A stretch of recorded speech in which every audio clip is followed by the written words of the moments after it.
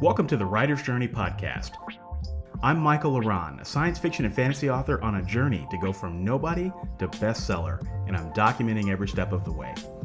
Tune in every week as I pull back the curtain on my writing life and how I'm building a writing career while working a full-time job, raising a family, and attending law school classes in the evenings. You can find show notes for this week's episode, a free starter library of my fiction, and much more at michaellaran.com. Hello and welcome to episode 94. 94 is a good number, and it is the day after Christmas. So for those of you who observe Christmas, I hope that you have had a phenomenal day. I hope that you got some good gifts. I hope that you got some good family time. For those of you who have children, I hope that your kids had a good Christmas, because that's really the reason we all observe Christmas anymore, is to watch kids open gifts. And I just hope that you enjoyed that time off of work, and that maybe you had an opportunity to get some good writing in. So I just wanted to talk about a few things this week. I had a topic per se, but I also did have a hodgepodge of things that I wanted to hit before I got to that topic. And the first thing I wanted to do was follow up on the Christmas giveaway that I announced last week. So huge thank you to all of you who entered the giveaway. Over 100 people threw their name in the hat to win a couple of different prizes. So for my books, I was giving away Shadow Deal, and then I was giving away the Last Dragon Lord audiobook. So prizes have been delivered. So if you won, check your email. There's, I think, one person that has not accounted for their prize yet. So if that one person happens to be listening, just make sure you check your email and check your spam filter, because you may have won a prize.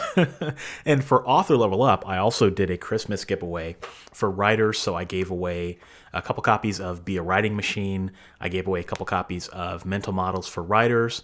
I gave away a copy of Scrivener, the app for writing. So I gave a free copy of that away. And then I also gave a 30-minute session with me, just to chat with me on whatever's on your mind, any questions you could, want to ask me that I might be able to help you with.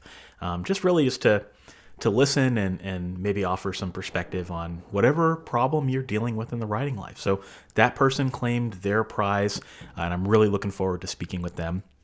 And so, all prizes have been given away, and I'll do something like this next year. So it was pretty fun, pretty cool to give back and give away. So I realized over the past couple of weeks that I didn't give an update on how my therapy was going. So I spent a couple episodes talking about that, talking about liminality, and talking about some of the things that we were talking about, about my dad and all that good stuff. And therapy's actually been going pretty good.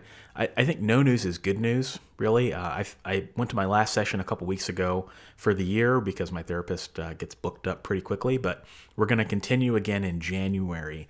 And one of the things that I want to start talking about maybe with her in January is how do I take some of the things that I learned from this past 6 to 8 weeks, and how do I synergize them and use them to make myself better? I'm not sure yet, but I didn't want you guys to think I just would talk about it and then drop off the radar. It really is because there has not been very much to talk about, but I will definitely share more about that in the coming year.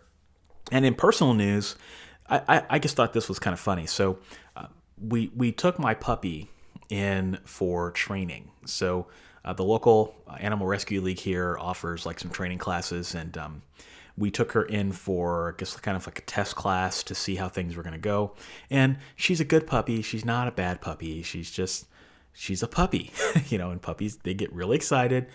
She likes to nip and bite, all the things that puppies like to do. And so we're just trying to find ways that we can stop that so that she can socialize a little bit more with other dogs, that she can socialize more with people when they come in, so we don't have to worry too much about her. And so I thought, oh my God, she just gets so hyper when people are around. I just thought they were going to kick us out of the class. They're going to say, no, sorry, she's not a candidate for training. But actually, she was the best behaved puppy in the class. So it gives me perspective. There was a German Shepherd there that just did not want to do anything that the owner said, sit. and the German Shepherd would just stare at him like, what are you telling me to do?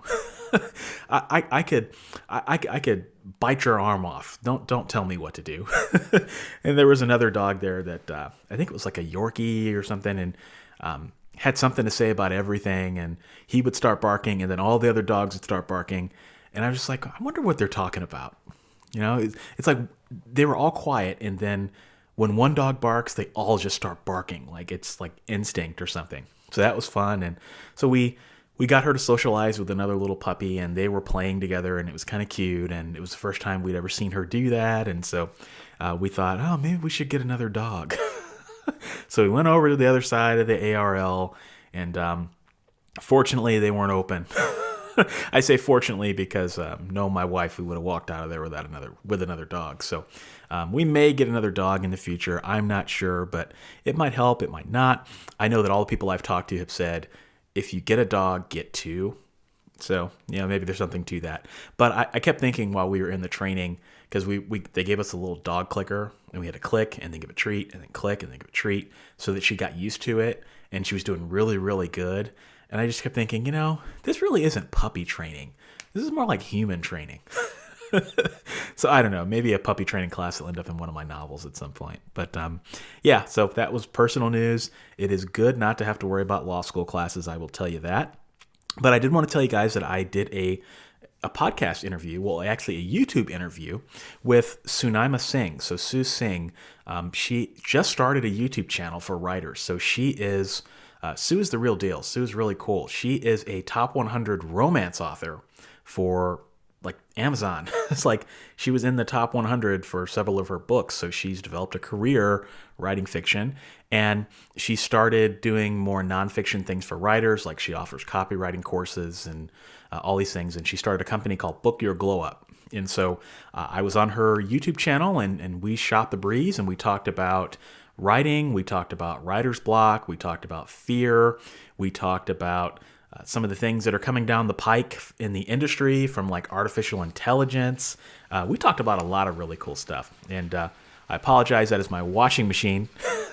It's Christmas Eve as I record this. So I apologize for the background noise, but it just can't be helped. So anyway, Sue and I had a great conversation. She asked me some really insightful questions, and I just can't help but really appreciate interviewers that do their research and do their homework. And so I will drop a link to the conversation that I had with Sue in the show notes.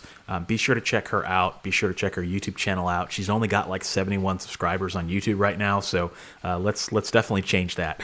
And Sue and I will probably do something else, another collaboration here in the first quarter. So definitely check her out. I did want to give an update on writing news. So I am working on Cold Hard Magic, Book 2 in the Good Necromancer series. I know a lot of people are really excited to hear me talk about that and work on that. So it's definitely coming along really well. I will also say that it's definitely coming along slower than I thought it would.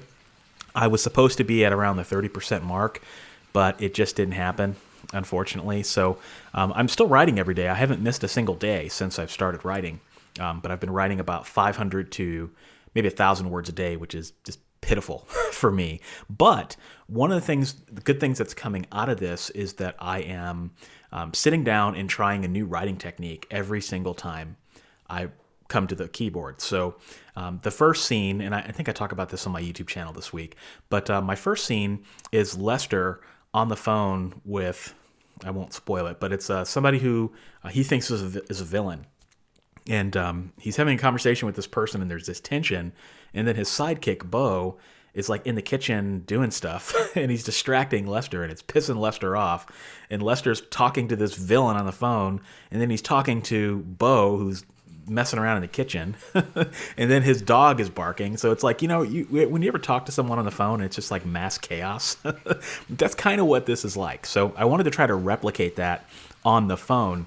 And so I tried to figure out, how do I take a main character that's having a conversation and then also having another conversation and having other things going on in the background. So that was kind of a technique that I tried. Whether it worked, I don't know. The villain in the story is going to be a little bit different in terms of how she reveals herself and in terms of what her plans are. So that's going to be a little bit different, and it's just going to be a kind of a wild ride. All my book twos, the one thing they all have in common is that they're just kind of crazy. You just never know what's going to happen, and so it's coming along pretty well. Like I said, I don't know if I'm going to hit my goal of being done by the time my law class starts, but I'm thinking once I get to about the 25% mark of the story, I think things are going to open up a little bit more. Like I'm starting to see how the story is going to evolve. So I'm hoping that I'll build up some momentum. So yeah, it's going well. And then another hodgepodge topic. So someone emailed me over the past week or so, one of my listeners, and she asked about my law book. So I was talking a couple weeks ago about how I got my new copyright law book from my upcoming class, and how I'm starting already to study it and get ahead of my reading so that I can keep writing and doing all that stuff throughout the semester so I don't have to take any breaks. And she asked me, what's the name of the book?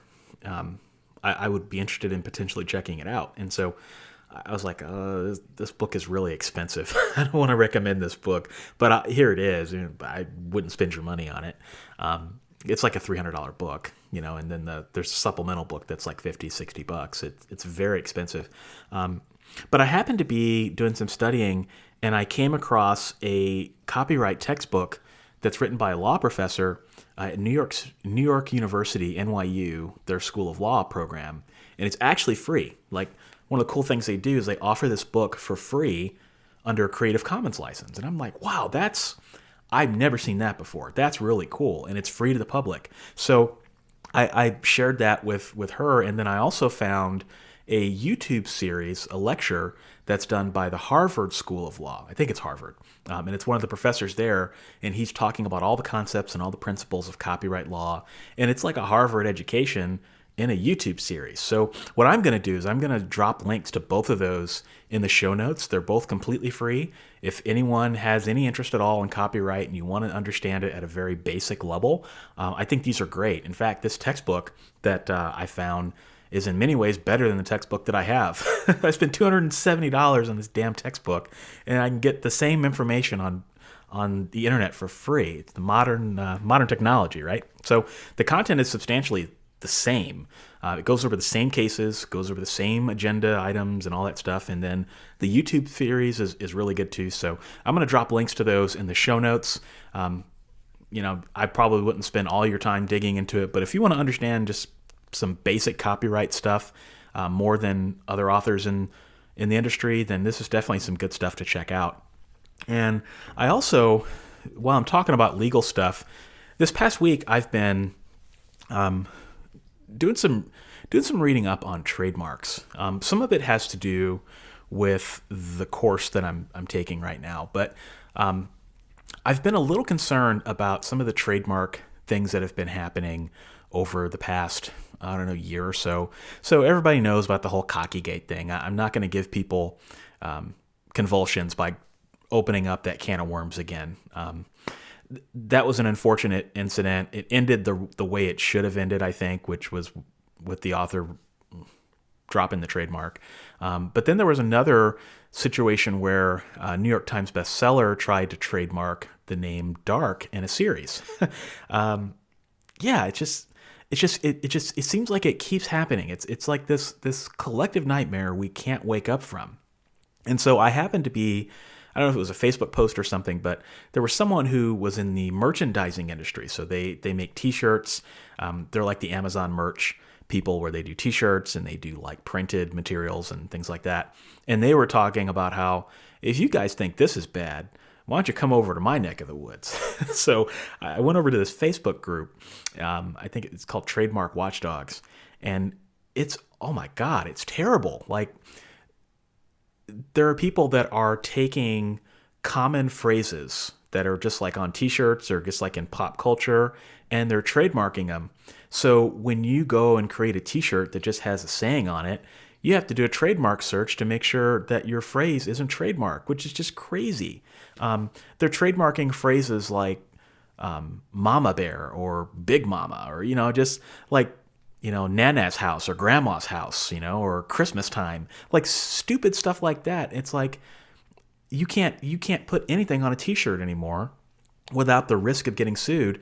And then the worst part is you can put something on a t-shirt and you can do a trademark search today to make sure that nobody owns it, so you don't get in trouble. But if somebody comes along 2 months later or 6 months later, then they can give you a copyright strike on Amazon. And this is pretty serious because you can end up losing your livelihood over something that is just completely frivolous. And it seems like the United States Trademark Office is trying to do something about it. It seems like they're aware of it, but it's pretty messed up. And it's to the point where I really, really hope that the publishing industry doesn't go down this route where authors are going to have to start doing trademark searches when they name their series. I just think that that's crazy. But yeah, it definitely, when you look at that, it definitely makes you very grateful that this is only something that we've had to deal with twice this year. But I hate to predict this, and I hope my crystal ball is wrong, but I foresee more of these types of trademarks coming into the market in the future. So I just think that we're all going to have to be very careful, and we're all going to have to be very diligent about what we do, because the last thing any of us has is probably deep pockets to fight a trademark case. I was reading that the average trademark case costs anywhere from $150,000 to $750,000. So I don't know about you. I don't have that kind of money laying around. So anyway, I do think that that's an emerging topic. It's not a sexy emerging topic, but I do think it's going to be something that people are going to be talking more about. And I do think it's going to be something that unscrupulous authors and publishers try to start exploiting into the future. So yeah, that was this was kind of a legal week for me. Kind of cool, kind of fun. Next topic, Patreon. So I have a Patreon page. Many of you may not know that, but I do have a Patreon channel or Patreon page. It's patreon.com/Michael Laron. And on that Patreon page, I have not done very much. I've got some tiers and prizes and things like that. And I've got a couple patrons, and they are amazing. Thank you all for those of you who are listening. But I decided I'm going to try to step things up a little bit. So I was like, I'm driving to the grocery store. My wife sent me to the grocery store to pick up some Christmas stuff.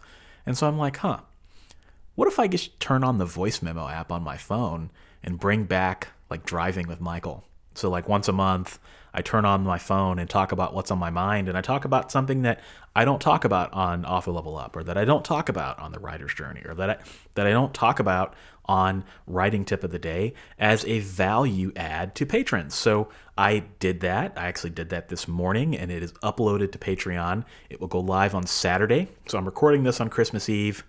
I don't want to make something live on Christmas Eve or Christmas Day. So it's going to go live on Saturday. So for those of you who are patrons, you can certainly check that out and let me know if you like it. And if you are not a patron, know that I have a Patreon page at patreon.com/Michael Laron. Going to be looking to revamp some of the prizes here over the next few weeks. So all right, so now I want to get to the balance of the episode. So I know that was a long preamble, but there's a lot of things I wanted to hit because we come up on the end of the year. But one of the things that I've been talking about, so I talked about my 2020 strategy, and I talked about how, I'm setting up some pillars that are going to guide me and be my North Star into the future. And why this is important for you is because these are also things that I think that authors need to be thinking about in the next 5 years, because the next 10 to 15 years are going to bring massive disruption when you think about AI and when you think about the value proposition of writing. I do think that how we do things today is not going to be how we are able to do them in the future. And so why this is important for you and why I keep talking about this is because I want people to have staying power. I want them to be sustainable. I don't want anyone listening to wake up 5 years from now and realize that they don't have a career or that they don't have a way forward because they didn't start today. All right, so that's why I'm talking a lot about this. This is not just about me. It's also about trying to help the community and trying to help those that have the ears to hear it. So one of the pillars that I have is to become a tech-driven writer. And so I've been doing some thinking about that and working on a couple of projects on how I can use technology and automation to help drive my business as I move forward. And one of the things that I've always taken to heart from entrepreneurs and advice givers is that you need to outsource, right? So when you think about the writing business, there are so many things that are required on a daily basis if you're doing this full time that you should not be doing as the writer, right? They're just things that you shouldn't be doing. Answering some emails doesn't make sense. Some of the basic clerical marketing tasks don't make sense if you have the money to afford them, right? If you can afford to hire somebody. But what I've always struggled with is I don't like to hire somebody to do something just willy-nilly. And so one of the approaches that I've taken is, how can I automate my business first and then outsource what's left over, right? So there are certain core things that only I should be doing, right? So ideating products, so coming up with book ideas, that's something that only I can do. Writing my books, that's only something that I should be doing. Nobody else should be doing that for me. I should be doing that. Marketing my books, coming up with strategy, networking with other people, connecting with my fans, creating my content. Those are the essential things that I should be doing, right, on a daily basis. If you take everything out of that picture, cut everything else out of that frame, those are the things I should be doing. So the question is, all those things that I cut out, how do I still do them? Well, I think automation is the first thing that I want to look at. So 2020 is really going to be a year where I focus on automating as much of my writing business for as cheaply as possible, so that when I hit 2020 and my sales start going up, or 2021, and my sales start going up and I can get to a position where I can more reliably outsource my content, one, it's going to save me costs.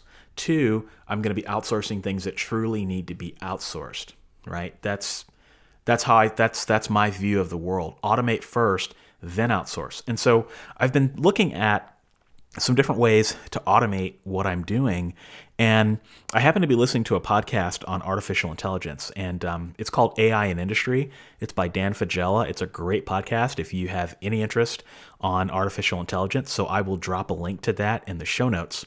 But he was interviewing I forget the person's name, but this person I think was like at Microsoft, or they were pretty important. And she was talking about some of the questions that any business needs to ask themselves before they start implementing AI. Because I think what a lot of people do, and this is certainly true at the company that I work for, is let's take AI and let's treat it as a hammer, and then all the problems that we have are nails, and you all know the problem with that.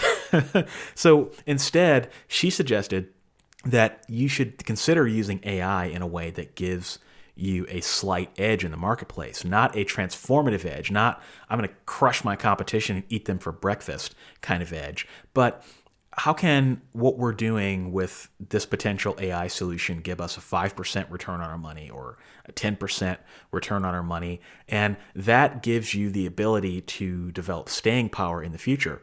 That helps you stay relevant. Anyway, I thought that was good advice regardless of whether you're talking about AI. And so I started thinking about my own business and where are some of the areas where I can use technology and automation to give myself a slight advantage in terms of either time, effort, or money.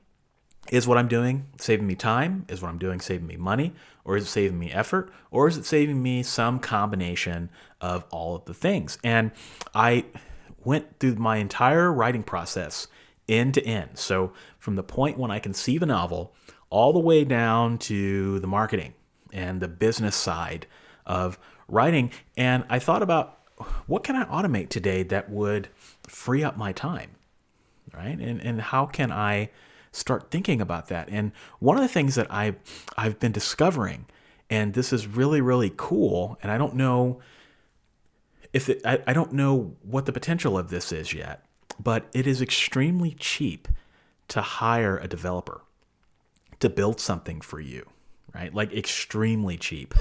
Like I was almost fell out of my chair when I realized how cheap it was to hire somebody that can build some sort of automation solution for you. And I think I talked about this a few weeks back with automating some of my podcasts. And so I settled on a couple of different ideas that I have for automating that I'm going to play around with in 2020. All right. So remember, automating before outsourcing, I think, is incredibly important. Don't outsource something that's not completely optimized first. That's, I think, the first step. But I was thinking about book editing. How might I automate some of my book editing? And I'm not talking about artificial intelligence. I'm just talking about just super simple solutions and super simple technology that exists today, right? So I was thinking about how I was editing my last novel, and how one of the things that I always do is if I make a mistake more than 2 or 3 times when my editor sends my manuscript back to me, I always write that down, and I incorporate that into my next round of edits when I'm writing my next book, so that if I, like for example, when you're writing the word 9 or 10, do you say it or not say it? Do you spell it out like the word 9, or do you just put the numeral 9, right? I make that mistake. So then I figure out, okay, what is the best way to do this, so that if I do that again, I can do a Control All or Control F and find any potential mistakes. And so it just got me thinking, and it got me angry, actually, thinking about how terrible Microsoft Word spell checker is. Like, it's just terrible. Like, what... And Pro Writing Aid and Grammarly, I think, are helpful, and they help you do other things. But what I actually want is some sort of text-based rules engine that applies rules to my manuscript. So when I get it back from the editor, or better yet, before I send it to the editor, because this is what will save me money, right? I can run it through these rules, and then the rules can help me find what the problem is. So like, for example, this is the example that I was thinking about. My name is spelled Michael.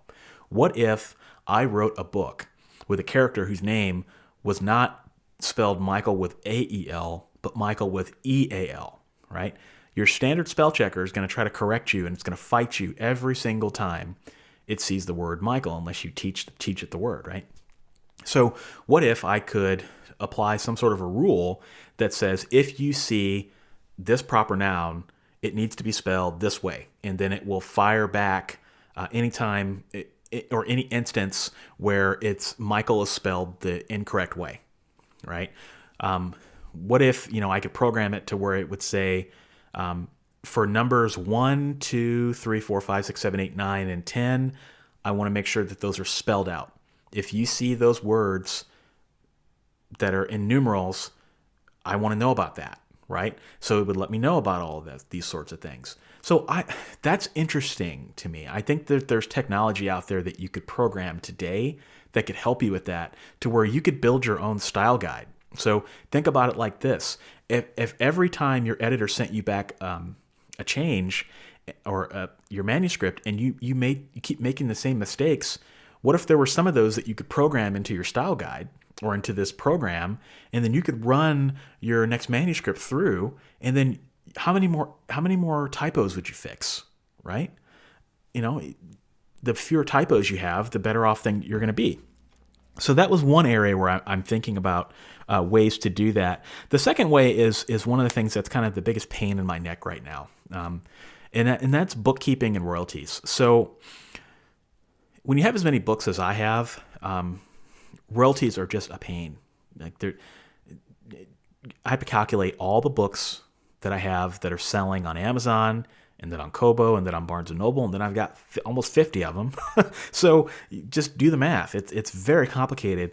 I wonder if there's a better way to automate royalties. I don't know how, what that looks like. This is just an idea. I'm just in the idea phase at this point. Like, everything I'm talking about now could crash in flames. But maybe there's something to it. And maybe there's some way you can scan your emails, and like with bookkeeping, like scan your emails and then have something up. I don't know. I can't talk today. Like, okay, example, I make a purchase. That purchase goes into my email inbox as a receipt, right? What I have to do today is I have to remember once a month to sit down and go through my inbox and go through all my receipts and write those down. And then I save those receipts into a special folder, and then that folder goes off to my accountant. And then I also have a spreadsheet that I keep track of those those receipts on, it's extremely clunky. I know it doesn't make any sense. I know that there's probably a better way I should be doing it. I've tried QuickBooks. I don't like QuickBooks. I've tried other systems. They haven't quite worked. And I find that it's like pulling teeth to sit down and do this. If there was a way to automate my expenses, or at least automate 85% of it, right? So that when an email comes in, maybe I can send it to another email address and then it just, scans it, or I don't know what that would look like. But really the only things that I need from that email are the price, the date, and then whatever it is, right? If you think about it, those are the only things you need from a bookkeeping perspective. To me, it seems like there would be a way to automate that, right? So, so that's talking about tech, talking about automation. I think that there's a way to do some of these things with some of the technology that exists today.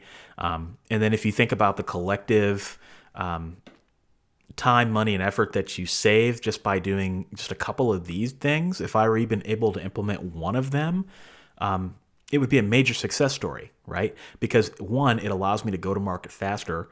It allows me to spend less time on what I'm doing. It allows me to spend less effort on what I'm doing and still get the same result as if I had manually done it. That's the sort of thing I want people to start thinking about, the writing business, not just as a manual job, right? Because when you sit down to write your book, it's extremely manual. You can't automate that, and you shouldn't automate that, right? You can't do that. But everything else that we do, we talk about running our writing businesses as businesses. Any other business would find a way to automate or outsource what they're doing. Why can't we do that? Why isn't that a mindset that we have? And why aren't more people thinking about that, right? So that's why I'm going to keep talking about this and keep talking about it, because as we get into the future, 10 to 15 years from now, right, the value proposition of a writer is going to be very different. We're going to be challenged. Traditional publishing is going to make a comeback. That's my prediction. Artificial intelligence is going to be writing books, right? So then what's your value proposition? The market and the industry is going to be different. And so you have to find ways to continue to write better books faster, and to be able to create content and connect with your readers. And the more barriers you can remove from that, the better off you're going to be. So anyway, I'm going to keep this episode. I'm going to cut it now. But I hope that everybody's having a great week. Hope that everybody had a great Christmas, and I hope that everybody is getting ready for a great New Year's. Make those arrangements for any of you that are going to be drinking alcohol. It's one of the most deadly holidays in the world. So just be safe out there, and I will holler at you next week. Take care. Thanks for joining me this week. If you enjoyed this episode, you'll enjoy my backlist episodes at michaelaran.com/podcast. For your free starter library of my favorite novels, join my fan club by visiting michaelaran.com/fanclub. If you're a writer and want to connect with me further, check out my YouTube channel, Author Level Up, for helpful writing advice at authorlevelup.com. Thanks for listening, and I'll be back next week.